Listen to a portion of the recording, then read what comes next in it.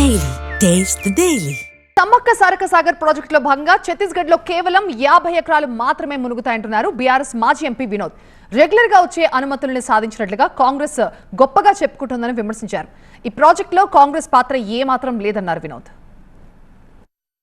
ఆ నీళ్లు ఉంటే ఆ వాగు తన్నుతే మీదికి పోతే ఎక్కడో దగ్గర 50 ఎకరాలు మునుగుతాంది. దానికోసం అనుమతులు ఇవ్వలేదు ఛత్తీస్గఢ్ కాంగ్రెస్ ప్రభుత్వం. ఇంకా ఎన్నికలు వచ్చినాయి, అక్కడ కాంగ్రెస్ ఓడిపోయి బీజేపీ వచ్చింది, ఇక్కడ మేము ఓడిపోయి కాంగ్రెస్ వచ్చింది. మరి 2 ఏళ్ళు అవుతుంది, గా అనుమతులకు ప్రయత్నం చేయలేదు.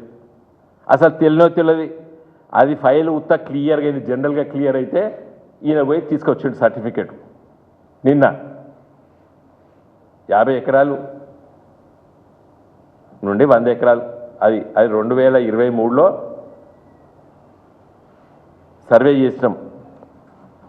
రేడార్ సర్వే చేస్తే దాంట్లో వచ్చింది కొంత మునుగుతాంది గీదని.